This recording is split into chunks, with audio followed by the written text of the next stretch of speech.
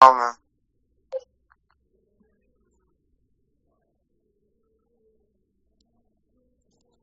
शिवोहम।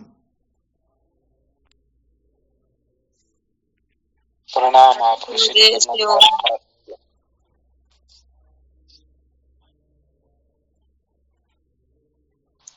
शिवोहम गुरुजी प्रणाम।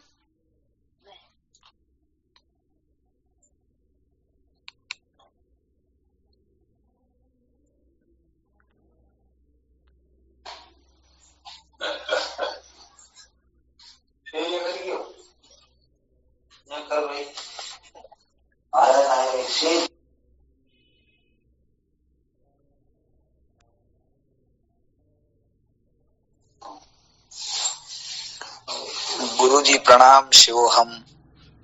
शिवोहम।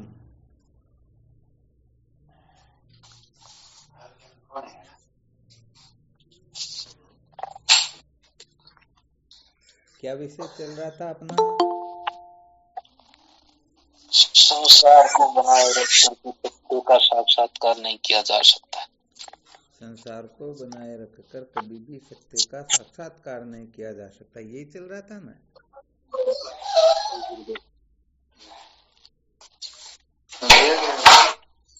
कल क्या सुनाया था इसके अंतर्गत? इसके अंतर्गत गुरुदेव एक तो वेद का वर्णन किया गया, एक श्रुति माता का भी वर्णन सुनाया आपने।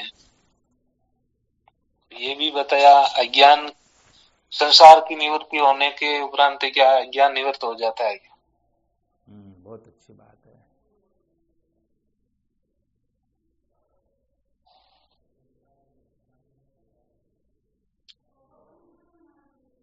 ब्रह्म एकम एवाद्वितीयम। बहुत बहुत अच्छी बात है। एकमेवा द्वितीयम ब्रह्म है, इसके ऊपर चर्चा चली है ना। जी गुरुदेव।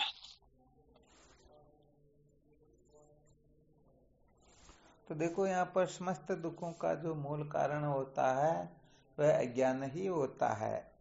अज्ञान से ही सारे के सारे अनर्थ होते हैं। अज्ञान के सिवाय ऐसी कोई वस्तु है ही नहीं जो अपने को दुखी कर सके। ये तो बिल्कुल क्लियर ना। जी गुरुदेव बिल्कुल। अच्छा, ये अज्ञान क्यों होता है?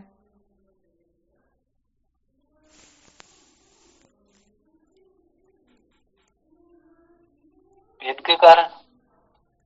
भेद के कारण अज्ञान होता है? बड़ी गड़बड़ कर देना। अज्ञान से भेद होता है, भेद से अज्ञान होता है क्या? अज्ञान स्वामी क्यों होता है, इसका तो और कोई कारण ही नहीं है। ना समझी अज्ञान का किसी कोई से होता कारण ही तो नहीं होता क्या? हमारे समझ में नहीं गुरुदेव। अच्छा, ये बात है ना।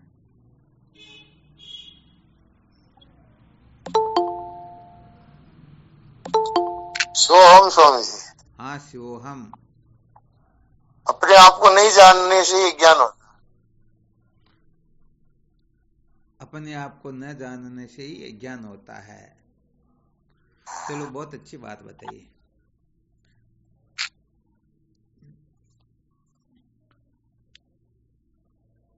अच्छा, किसी ने चिदाभास की 7 अवस्थाओं में सर्वप्रथम जो अवस्था कही गई है अज्ञान, 7 अवस्थाएं किसी को ध्यान में है क्या चिदाभास की?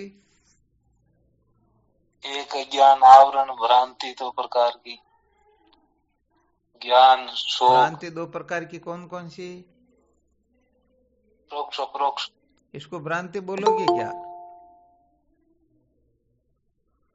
इसमें स्वामी जैसा बताया गया नहीं, एक अज्ञान, आवरण, भ्रांति 2 प्रकार की भ्रांति बताई।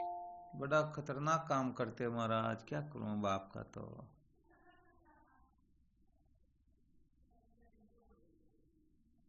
एक अज्ञान आवरण फू जानो, भ्रांति द्विविध पुण्य ज्ञान पिछानो। यहाँ पर ज्ञान 2 प्रकार का बताया गया है, प्रोक्ष ज्ञान और अप्रोक्ष ज्ञान। ये द्विविध जो लिखा वो भ्रांति के लिए नहीं लिखा बल्कि ज्ञान के लिए लिखा। 2 प्रकार का। जी गुरुदेव। अच्छा, किसी भी चीज को किसी भी रहस्य को, सूत्र को समझते हो तो इसका मतलब पूरा नहीं समझते हो ना। वो तो स्वामी जी मूल में आया, पाठ में तो याद हो गया वो। एक ज्ञान आवरण सुजानो, भ्रांति द्विविध पुनि ज्ञान पिछानो, शोक नाश अति अरस अपारा, सप्त अवस्था इम निर्धारा। ये चिदाभास की 7 अवस्थाएं होती हैं। चलो ठीक, फिर भी थोड़ा क्योंकि साधकों को, जिज्ञासुओं को थोड़ा सावधान रह के बोलना होता है।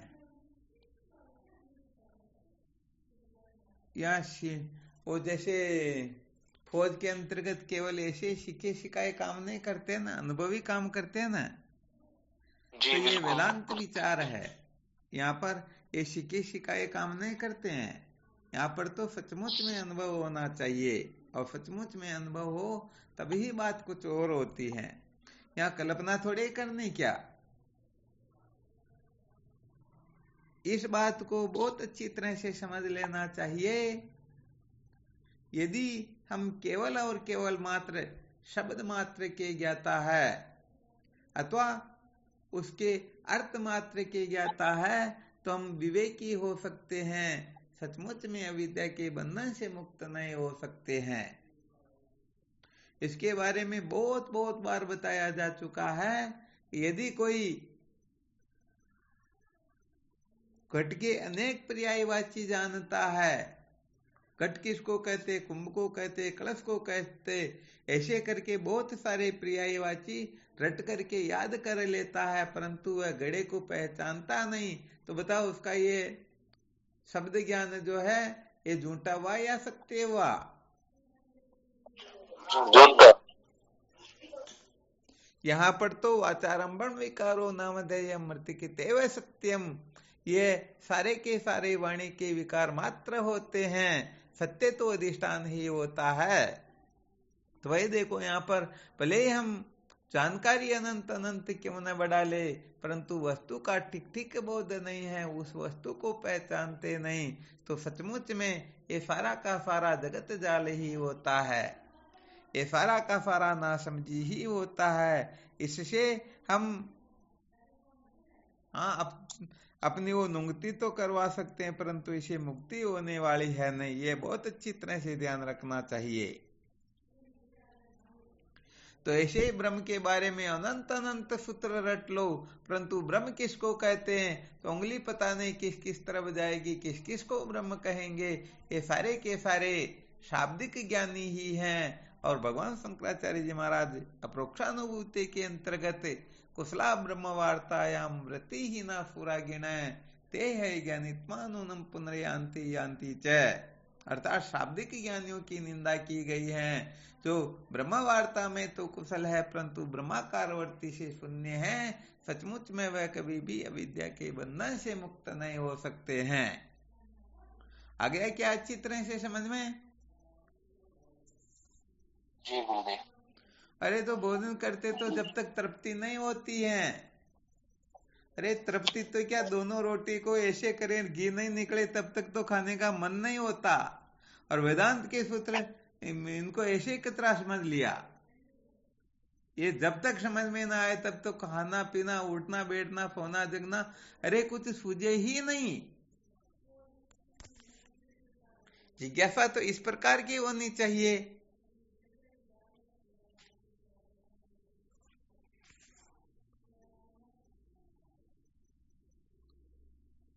समस्त साधकों को यहाँ बहुत अधिक सावधान रहना चाहिए। सच कहे तो यदि हम शाब्दिक ज्ञान में ही उलझे रह जाएंगे, चाहे ब्रह्म के अनंत अनंत अनंत व्याख्यान कर दो, ब्रह्म ऐसा है वैसा है, पता नहीं क्या क्या कथन कर दो, परंतु सचमुच में जब तक ठीक ठीक प्रकार से रहस्य समझ में नहीं आता, तब तक ये प्रोक्ष ज्ञानी हो सकते हैं, अप्रोक्ष ज्ञानी तो सचमुच में हो सकते ही नहीं। और अप्रोक्ष ज्ञान से ही सकल विद्या जाल की निवृत्ति होती है। इस बात को भी बहुत अच्छी तरह से ध्यान में रखना चाहिए। किसे सर्व दुखों की निवृत्ति होती है?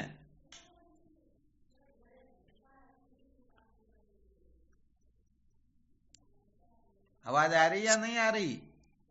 दृढ़ ब्रह्म ज्ञान से निवृत्ति होती है। हाँ, अप्रोक्ष ज्ञान से इस कल विद्या जाल की निवृत्ति होती है। प्रोक्ष ज्ञान से कुछ भी होने जाने वाला नहीं है। इसलिए जो केवल मात्र प्रोक्ष ज्ञान की बातों में ही लगे रहते ना, तो फिर यहाँ गड़बड़ ही है। आगे बढ़ेंगे तभी काम चलेगा। कोई कोई सूत्र तो इतने विलक्षण होते हैं कि उनका स्वरूप जहां तक जिस समझना हो वहां तक समझ करके फिर ही शांत होना चाहिए। अपने को तो इतना समय मिल गया, बल्कि सच्ची बात कहे तो रात को अखंडानंद सरस्वती जी महाराज एक दृष्टांत देते हैं कि एक बार हमको कोई शंका हुई, विचार किया चलो स्वामी जी से चल करके पूछते हैं, तो उसमें घड़ी वगैरह तो थी नहीं, टाइम क्या देखे निकल गए। 5-15 किलोमीटर दूर जाना था, गए और वहां जाकर के पूछा टाइम क्या हो रहा, तो 3 बज रहे समझो। अब बताओ किसी की है ऐसी सामर्थ्य? नहीं है आधी रात को नींद उड़ जाए तो नींद ना आए, और कहाँ इसका समाधान होता? सबसे पहले वहां चले, पहले अपनी शंका का समाधान करवाए, बाकी काम बाद में। और यदि नहीं होगा तो कितनी परवाह करेंगे। इसलिए सच्ची बात तो यह है, जब तक सच्ची जिज्ञासा जागृत नहीं होती है, सचमुच में वैराग्य जागृत नहीं होता है, तब तक ये सारा का सारा मौज मस्ती मनोरंजन ही होता है। ये मजे लेने के सिवाय सच कहे तो कुछ भी नहीं होता है। इसलिए अपने को सचमुच में अविद्या के बंधन से मुक्त होना है। मजे लेने के चक्कर में तो 1% भी नहीं पड़ना है। हाँ, ये समस्त साधकों के लिए विशेष संकेत ही है, अच्छी तरह से समझ लेना, वरना आखिर कब तक? अंत तो आएगा ना आखिर में इनका। जी। हाँ, ये बिल्कुल पक्का है। इसलिए अंधेरे में अपने को नहीं रहना। सचमुच में यदि सच्ची जिज्ञासा जागृत नहीं है तो जहां जहां पर अपनी अमता ममता बैठी हुई है, सबसे पहले उस जगह पर अच्छी तरह से शोधन करके देख लेना चाहिए कि सचमुच में यहाँ पर हम जो चाहते हैं वह वस्तु मिलेगी या नहीं मिलेगी। यदि नहीं मिलती है तो उसका त्याग करने की फिर सामर्थ्य होनी चाहिए। यदि ये सामर्थ्य नहीं है तो सच्ची बात यह है कि हम केवल मात्र मनोरंजन कर रहे हैं, हम सचमुच में सत्य का साक्षात्कार नहीं चाहते हैं। जो असत पदार्थों से आस्था को छोड़ना न चाहे, आस्था को बनी रखना चाहे, तो वह सचमुच में मनोरंजन कर रहा है। वो पहले भोले बाबा का छंद सुनाया करते, उसमें आता था ना, श्रद्धा नहीं गुरु वाक्य में वेदांत पढ़कर क्या लिया। भले ही 4 वेद 6 शास्त्र 18 पुराणों में पारंगत क्यों न हो जाए, परंतु यदि गुरुदेव के वाक्यों में श्रद्धा नहीं है तो बताओ काम हो जाएगा क्या? कभी नहीं। हाँ, कभी भी होने वाला नहीं है। सच्ची बात है। ये जीवन ऐसे ही निकल जाएगा। ये मौज मस्ती मनोरंजन पीछा छोड़ेगी ही नहीं। हम अपने मन बुद्धि की कल्पना में रात दिन उलझे रहते हैं। यहाँ पर थोड़ा बहुत भी गड़बड़ घोटाला हो जाए तो पता नहीं क्या क्या हो जाता है। परंतु सचमुच में हम सत्य को स्वीकार नहीं करना चाहते, सत्य को महत्व नहीं देना चाहते। जैसे हमको संत शास्त्र गुरुदेव बनाना चाहते वैसे बनना नहीं चाहते, बल्कि हम चाहते वैसे इनको बनाना चाहते हैं। बहुत बड़ा गड़बड़ घोटाला होता है।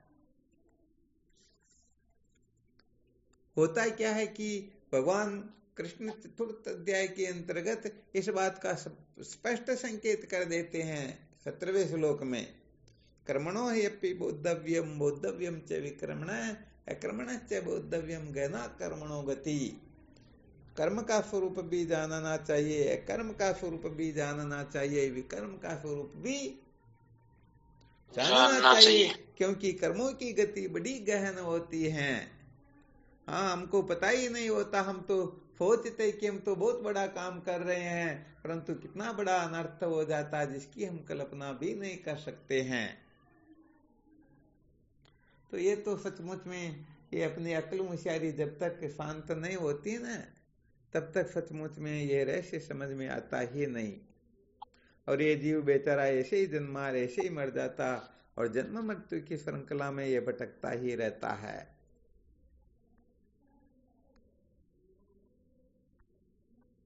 तो कुल मिलाकर के किसी भी सूत्र को समझना हो तो बहुत अच्छी तरह से समझो, क्योंकि सचमुच में यदि कोई विचार कर रहे होते ना तो दिन में किसी एक आधे साधक का फोन तो आ ही जाता कि हमको इस जगह पर संशय हो रहा, हम कैसे समझे, क्या करे क्या ना करे। फोन से भी कांटेक्ट करना बहुत मुश्किल होता है, तो शायद आश्रम पर आने में तो कितने जन्म लग सकेंगे, पता थोड़े इस बात का। तो विचार कर रहे होते, जो चल रहे होते, उनको तो पग पग पर गड़बड़ हो ही जाती, कभी न कभी कहीं न कहीं कुछ न कुछ तो पूछना होता ही होता है। कुछ नहीं पूछते इसका मतलब क्या है, चल रहा काम। दिन भर हम कुछ न कुछ कर लेते, यूट्यूब पर कुछ न कुछ वीडियो सुन लेते हैं, भजन सुन लेते हैं, नाच गान देख लेते हैं, पता नहीं क्या क्या कर लेते हैं, ये जीवन निकल जाता है और हम समझते हैं हम तो कृतार्थ हो रहे हैं, जबकि अविद्या और ज्यादा बढ़ रही है।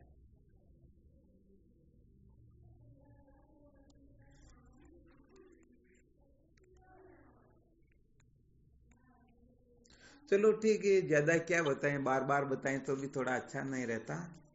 जो सचमुच में प्रणाम गुरुदेव। जिनको अविद्या के बंधन से मुक्त होना है वो तो इन बातों को सबसे पहले हृदयंगम करता है, क्योंकि ये मन और बुद्धि की कल्पना जब तक हम अणुमात्र भी बनाए रखने का आग्रह रखेंगे तब तक गुरुदेव का संकेत अणुमात्र भी समझ नहीं सकेंगे। हाँ, फिर बातें चीतें भले होगी, मनोरंजन भले होगा, टाइम पास जरूर हो जाएगा, परंतु जो बात होनी चाहिए वो तो हो सकती ही नहीं।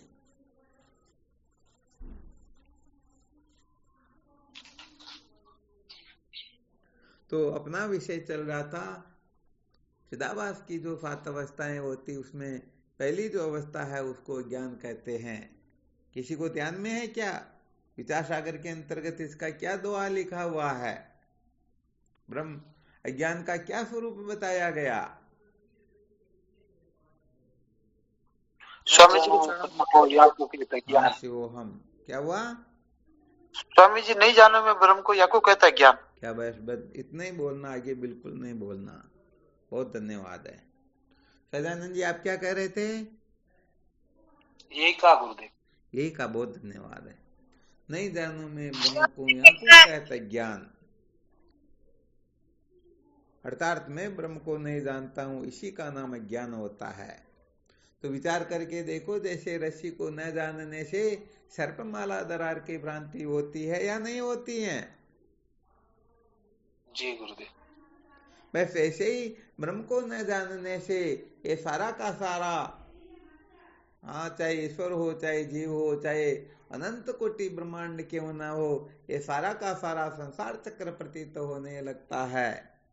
इसलिए आत्मा तत्व के ज्ञान से ही, आत्मा तत्व को ठीक ठीक न जानने से ही, या ऐसा समझो आत्म तत्व को नहीं जानना इसी का नाम अज्ञान होता है, और इस आत्म तत्व को उल्टा समझ लेना इसी को अविद्या कहते हैं। रस्सी को रस्सी नहीं जानना अज्ञान है, और उसी रस्सी को सर्पमाला दरार समझ लेना यही अविद्या होती है। शायद समझ में आ रहा होगा। जी गुरुदेव। तो विचार करके देखो, यदि हम रस्सी को रस्सी जान ले तो फिर ये अविद्या उत्पन्न होगी क्या? नहीं होगी। हाँ, न माया होगी न विद्या होगी। और जब माया ही नहीं होगी तो फिर 3 गुण कहां से होंगे? और जब यही नहीं होंगे तो माया से तो देश काल आदि उत्पन्न होते हैं। जी स्वामी। हाँ, 3 गुणों में जब घटाबड़ी होती है, जो शुद्ध सत्वगुण होता है उसकी प्रधानता से ईश्वर की उत्पत्ति होती है, मलिन सत्वगुण की प्रधानता से जीव की उत्पत्ति होती है, और ये जो माया है इसी माया से देश काल उत्पन्न होते हैं, और उसी देश काल से आकाशादिक पंचमहाभूत होते हैं, और पंचमहाभूतेभ्यो अखिलम जगत, इन पंचमहा भूतों से ही ये सारा का सारा संसार उत्पन्न होता है। तो जब वहां पर ही इस श्रृंखला का उच्छेद कर दिया गया तो बताओ आगे की परंपराएं होगी क्या? नहीं होगी। अरे चोर तो क्या, चोर की माँ को ही मार दिया, अब चोर कहां से पैदा होगा? जी बिल्कुल सत्य वचन। तो यहां पर ब्रह्म को नहीं जानने का नाम ही ज्ञान होता है। अपने आप को नहीं जानना यही तो ज्ञान होता है। तो यहाँ पर अपने आप को ब्रह्म न जानना यह ज्ञान होता है, और अपने आप को ब्राह्मण क्षत्रिय वैश्य शूद्र, किसी का बाप किसी का बेटा, किसी का दोस्त किसी का दुश्मन, किसी का पति किसी की पत्नी, ये समझना ही तो विद्या है, या कोई दूसरी वस्तु है? अविद्या तो यही है गुरुदेव। हाँ विद्या यही तो बहुत टाइम से सुन रहे हैं। किसी में वो पावर तो देख लेना, देखे सचमुच में मैं ब्रह्म हूं, ब्रह्म के सिवाय कुछ नहीं। हाँ भीतर से तो आकाश पाताल जितनी कल्पना कर लेंगे, परंतु बाहर थोड़ा सा प्रकट करके देख लेना, संसार के लोग हाथों हाथ मजा बता देंगे। कह के देखना मैं तुम्हारा पति नहीं हूँ, पिता नहीं हूँ, पुत्र नहीं हूँ, भाई नहीं हूँ, ब्राह्मण क्षत्रिय वैश्य शूद्र नहीं हूँ, तो फिर क्या संसार के लोग अपने साथ में रोड़ा करते हैं? खतरनाक है ना?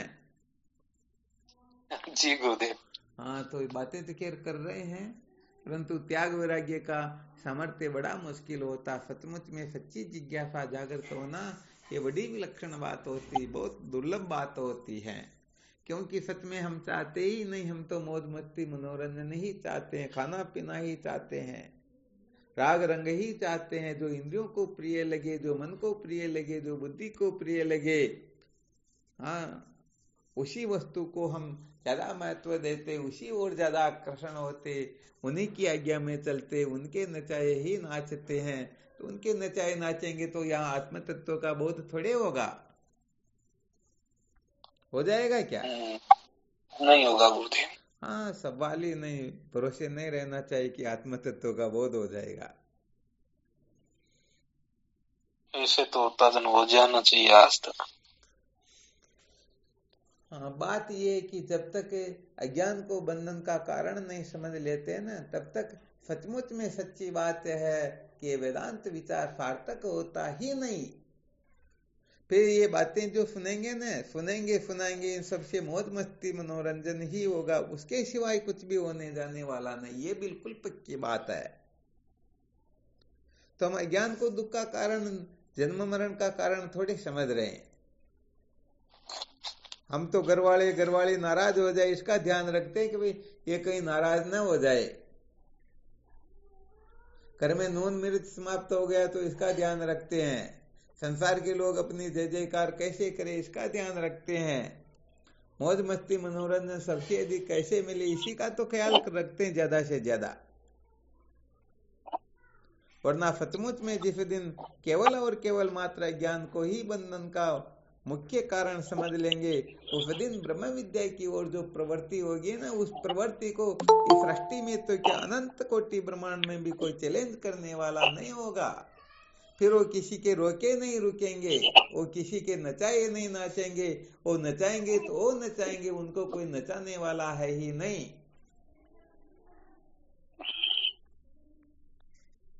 युग पेकन तुम देखन आरे, विधि एरी शंभु नचावन आरे, ऐसा कुछ आता ना? जी गुरुदेव। हाँ तो क्या होता है कि ये अपना जो 3 वर्ष से जो क्लास चल रहा है, इसका मुख्य तात्पर्य केवल इतना ही है कि इन किन प्रकार साधकों के हृदय में तत्व की जिज्ञासा जागृत हो जाए। यदि तत्व जिज्ञासा जागृत हो गई, हाँ एक साधक के हृदय में भी सच्ची जिज्ञासा जागृत हो गई, तो समझो अपना जो ये कार्यक्रम चल रहा सार्थक हो जाएगा।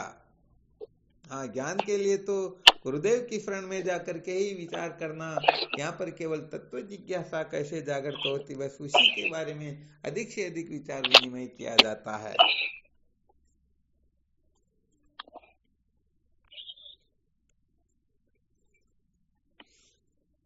तो कम से कम हम जिज्ञासा का महत्व समझे, बंधन के स्वरूप को समझे, मुक्ति के साधन को समझे, मुक्ति किस प्रकार से होती है, ये जो सारे के सारे छोटे छोटे सूत्र है ना, उन सूत्रों के बारे में कम से कम जानकारी तो बहुत अच्छी तरह से ही प्राप्त कर लें। हाँ, जिस दिन अपने को बंधन से मुक्त होने की जिज्ञासा जागृत हो जाए उस दिन हम वही काम करेंगे और दूसरा तो करेंगे ही नहीं। आ गया समझ में? जी महाराज। भाई अपने को भूख तो लग रही है और पानी की तलाश में जाए तो भाव कौन पानी काम थोड़ी होगा क्या?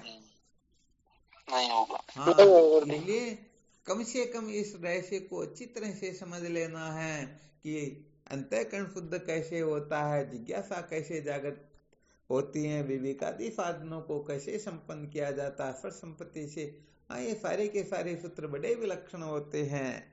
मुक्ति का साधन क्या है और मुक्ति का जो साधन है उस साधन की प्राप्ति हम कैसे करें, ये सारे जो सूत्र होते हैं ना, यहाँ पर अपने को बिल्कुल 100% क्यों का त्यों रहस्य समझ लेना है। आज नहीं भले 100 जन्म बाद में, 100 वर्ष बाद में, 100 महीने बाद में, 100 दिन बाद में, 100 घंटे के बाद में, 100 मिनट या 100 सेकंड के बाद में भी यदि हम उस और प्रवृत्त होना चाहे तो फिर गड़बड़ नहीं करेंगे, बल्कि वही करेंगे जो करना होता है। तो जब सचमुच में सच्ची जिज्ञासा जागृत हो जाएगी उस समय हम ज्ञान व गुरुदेव के सिवाय किसी को महत्व देंगे क्या? नहीं देंगे, कभी देंगे ही नहीं। तो सच्ची जिज्ञासा जागृत होगी ये तब की बात है। अभी तो बहुत लंबी चौड़ी लाइन लगी हुई है, उस लाइन में तो शायद ज्ञान व गुरुदेव का, संत महापुरुषों का, सत्संग का नंबर, शास्त्रों का नंबर आए तो आए, ना आए तो ऐसी कोई विशेष बात नहीं है। परंतु जब सचमुच में यही जिज्ञासा जागृत हो जाएगी, मुझे इसके सिवाय कुछ चाहिए ही नहीं, फिर उनको संसार के लोग थोड़े दिखेंगे, फिर तो नहीं दिखेंगे, फिर नहीं दिखेंगे, फिर तो केवल और केवल मात्र उनका लक्ष्य ही दिखाई देगा, लक्ष्य के सिवाय और कुछ दिखेगा ही नहीं।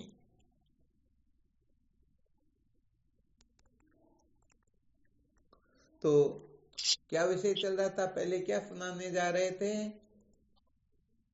ब्रह्म के ज्ञान से ही ये विद्या होती है और ये विद्या ही नाना प्रकार के भेदों की रचना करती है। यदि अविद्या निवृत्त हो जाए, उल्टी समझ दिमाग निकल जाए तो फिर हम वेद की कल्पना थोड़े करेंगे, फिर तो नहीं हो। तो यहाँ पर ये वेद जो है सबसे अधिक बांधने वाले यही होते हैं। अर्थात जब तक भेद से सम्यक प्रकाश से छुटकारा प्राप्त न कर ले तब तक ये भेद अपने को भरमाते ही रहते हैं। क्या करते रहते हैं?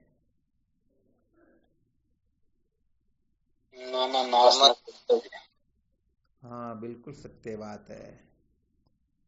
अर्थात जीव ईश्वर में जो भेद होता है तो यहाँ पर ईश्वर व जीव के धर्म परस्पर विरुद्ध स्वभाव वाले होंगे।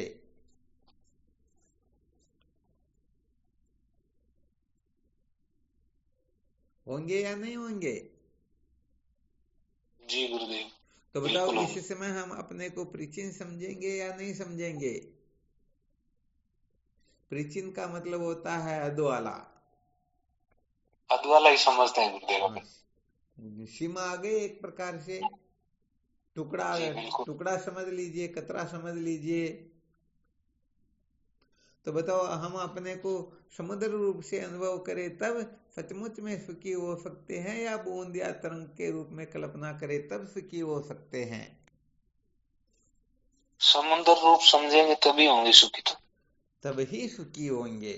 और यदि समुद्र रूप अनुभव न करे तो ये तरंग बुलबुले आदि जो होते हैं, इनको तो उस समुद्र का जल का गुलामी होना होता ना।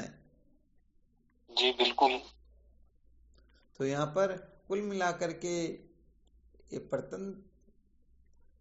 परतंत्रपना जो होता है ये दुखों का कारण हुआ करता है। ये मानव जीवन परम स्वातंत्र्य पद की प्राप्ति के लिए मिला हुआ है। किसके लिए? परम स्वतंत्र पद के लिए। हाँ, बिल्कुल बिल्कुल सत्य वचन है। यदि परम स्वातंत्र्य पद की प्राप्ति हो जाए तो फिर तो ये ईश्वर में और जीव में कोई अंतर थोड़े होता।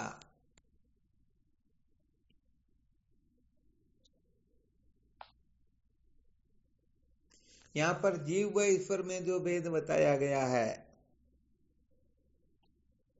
इसके अंतर्गत तो स्वामी जी ये भेद जो है अज्ञान में प्रतीत हुए हो। हाँ, अज्ञान से ही होते हैं। हम न तो जीव के स्वरूप को समझते हैं न ईश्वर के स्वरूप को समझते हैं, बल्कि उपाधि पर जब अपनी दृष्टि होती है तभी ये भेद की प्रतीति होने लग जाती है। घटाकाश और मठाकाश महाकाश में जो भेद प्रतीत होता है ये उपाधि से ही तो होता है। जी बिल्कुल।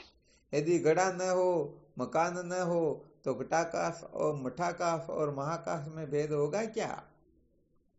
नहीं होगा, वो तो महाकाश ही है। हाँ, इस बात को बहुत अच्छी तरह से समझ लेना चाहिए। जो वस्तु व्यापक होती है उसमें भेद होता ही नहीं।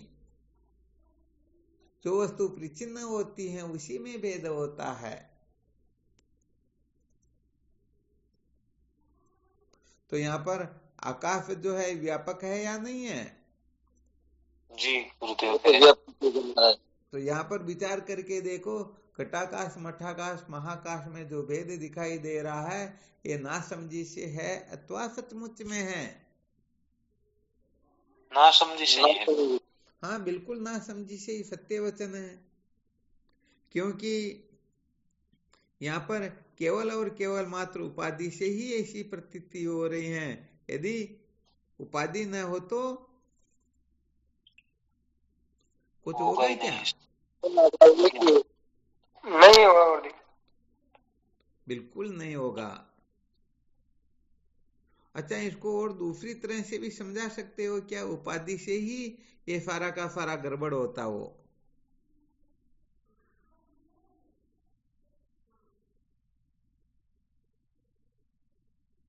ऐसा कोई दृष्टांत दे करके जिससे सिद्ध हो जाए कि उपाधि के कारण ही सारा का सारा गड़बड़ होता है।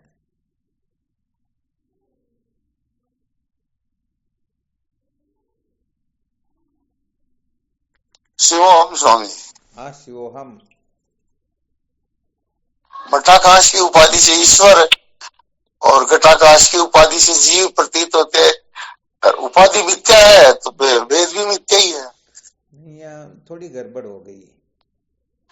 यहाँ पर आप दृष्टांत दे रहे हैं ना, तो यहाँ जीव ईश्वर का नाम नहीं लेना होगा। यहाँ पर तो घट की उपाधि से घटाकाश और मठ की उपाधि से मठाकाश की प्रतीति होती है। ऐसे ही फिर बोलो, अविद्या की उपाधि से जीव और माया की उपाधि से ईश्वर की प्रतीति होती है। जी स्वामी जी। ठीक है ना? चलो, बहुत धन्यवाद। हाँ। फिर भी बहुत अच्छा संकेत किया।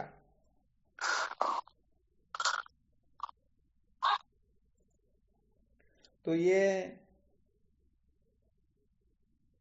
जीव ईश्वर का जो भेद है, जिसके लिए तो क्या बताना, जीव ईश्वर के भेद से ही, अर्थात ये जीव जब से ईश्वर से बिछुड़ा हुआ है तब से ठोकरें ही खा रहा है। सदा सर्वदा जहां तहां यत्र तत्र सर्वत्र दुख के सिवाय इसे कुछ मिल ही नहीं रहा है। बिल्कुल पक्का ना? इनका ज्यादा विश्लेषण क्या करना, इस रहस्य को हम बहुत अच्छी तरह से जानते हैं।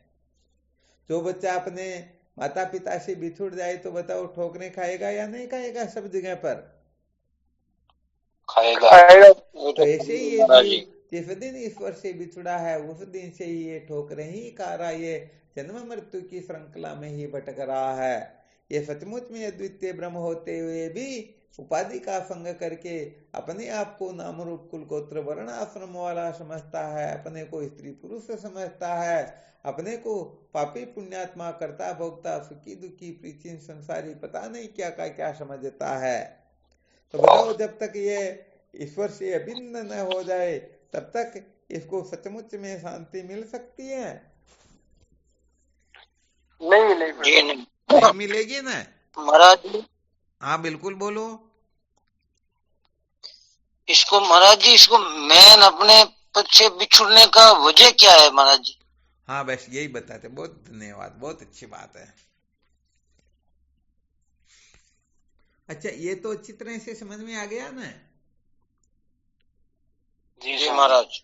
छोटे से दृष्टांत से समझ लेते हैं। जैसे समुद्र से बिछुड़ा हुआ जल पुनः समुद्र को प्राप्त न कर ले तब तक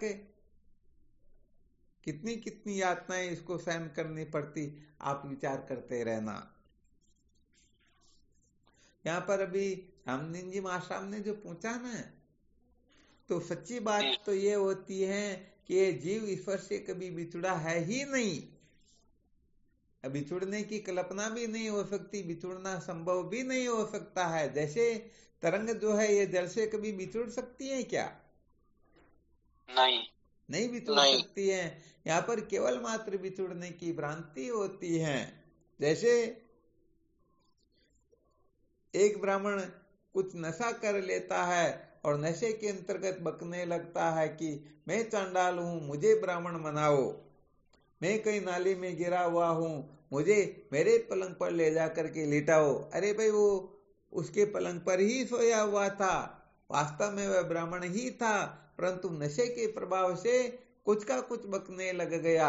अब विचार करके देखो, ये जो बोलना हो रहा है नशे के कारण हो रहा है या नहीं हो रहा?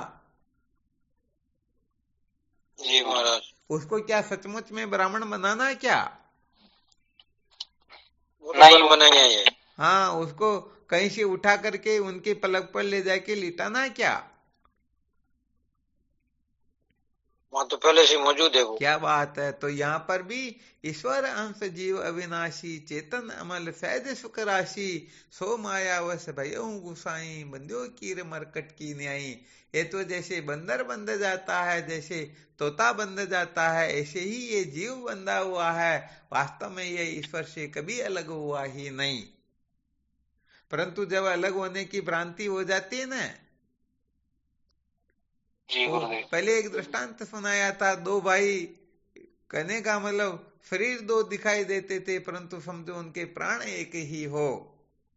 वो इतने गुल मिल करके रहते थे, उनका इतना अपनत्व था कि उस अपनत्व में कोई भी चाह करके भी भेद उत्पन्न न कर सके। परंतु क्या होता है, एक बार दो भाइयों में से एक भाई आम लेकर के आता है। क्या लेकर के आता? आम। हाँ, आम समझो 1 किलो आम, जिसमें 2 आम तुले थे, 2 आम लेकर के आए, जो भी वजन रहा होगा। तो क्या होता है कि उनके एक तो उनका बच्चा और एक उनके भाई का बच्चा दोनों दौड़ करके आते हैं। तो जिस हाथ की तरफ थोड़ा सा बड़ा आम था, समझो 550 ग्राम का, और एक तरफ था 450 ग्राम का, तो जिस तरफ 550 ग्राम का आम था उस तरफ उसके भाई का बच्चा आ रहा था, और जिस तरफ 450 ग्राम का आम था उस तरफ उनका खुद का बच्चा दौड़ करके आ रहा था। अब उसने सोचा, रे गजब हो गई, अब करे तो क्या करें। तो उन्होंने और कुछ नहीं किया, हाथों की आटी लगा ली। तो इस हाथ को इस तरफ कर दिया, इस हाथ को इस तरफ, ताकि दोनों बच्चे अपने उनके हाथ की तरफ जो आम, उनको क्या पता है कौन छोटा कौन बड़ा? पता है क्या उनको? नहीं पता। तो उन्होंने आटी जो लगाई ना जी, तो उनके दूसरे जो भाई थे वो छत से देख रहे थे। कुछ समय के बाद में आते और उनको कहते हुए, देखो अब अपने को अपने अपने हिसाब से काम काज में लग जाना चाहिए, अपना जो भी बंटवारा है ना वो अपने को कर लेना चाहिए।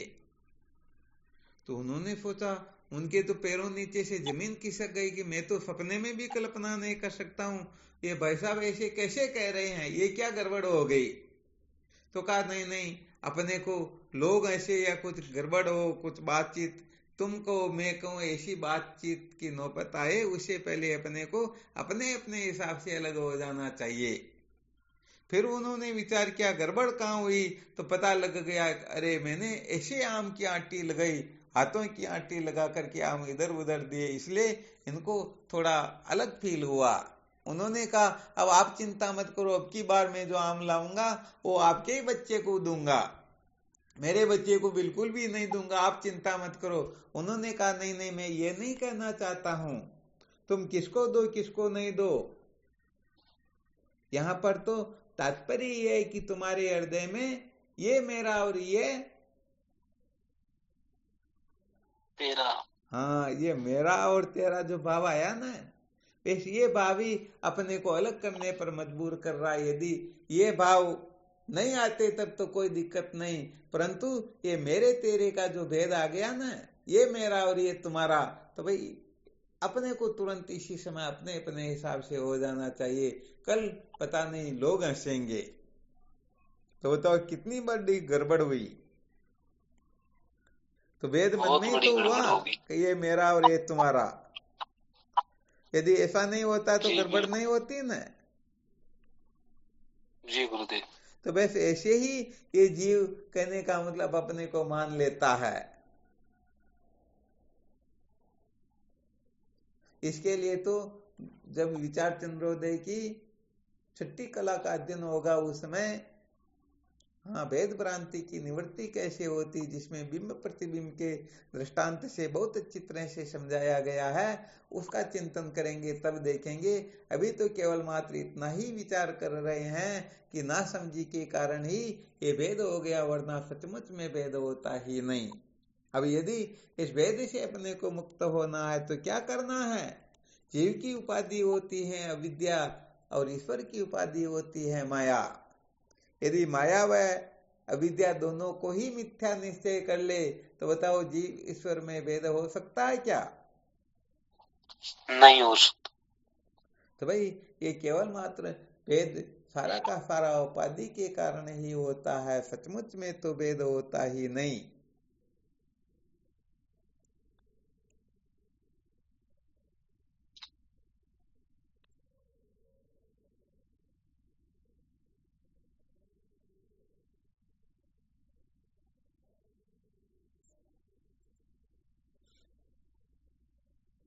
बिल्कुल क्लियर।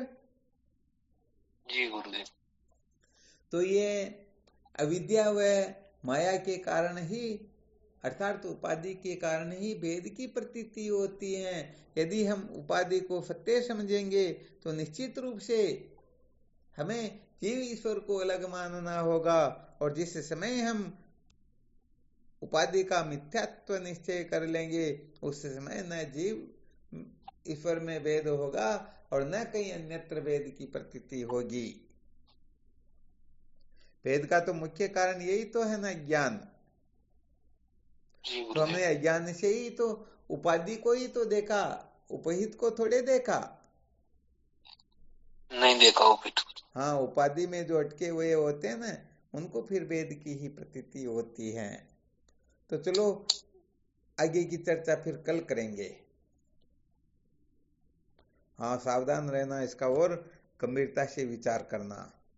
ये 5 प्रकार के भेद की सचमुच में यदि निवृत्ति हो जाएगी ना तो समझो सचमुच में हमने बहुत बड़ा काम कर लिया, और यदि ये नहीं कर पाए तो फिर तो सच्ची बात है बड़ी गड़बड़ ही हो रही है।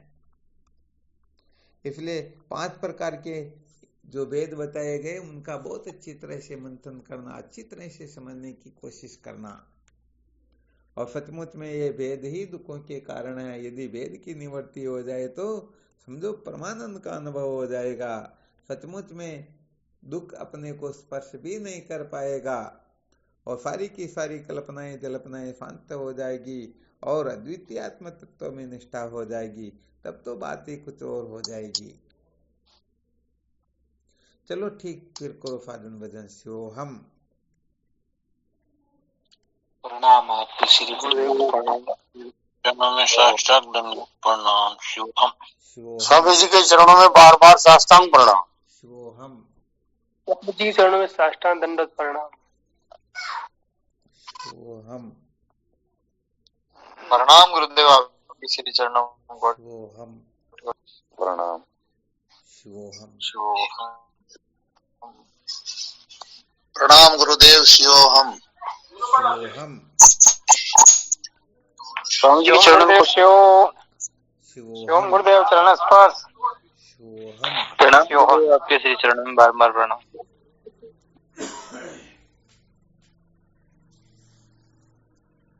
प्रणाम गुरुदेव शिवोहम। शिवोहम प्रणाम गुरुदेव के चरणों में शिवोहम शिवोहम दादा। शिवोहम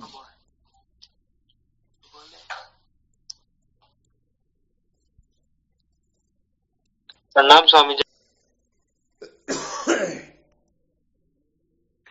स्वामी जी के चरणों में कोटि कोटि प्रणाम। शिवोहम स्वामी जी के श्री चरणों में साष्टांग दंडवत प्रणाम। शिवोहम। शिवोहम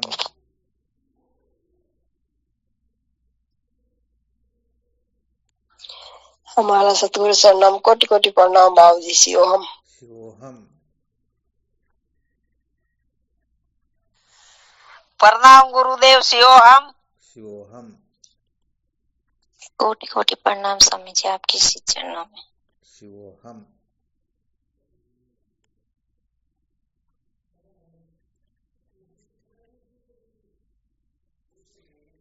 चलो ठीक। शिवोहम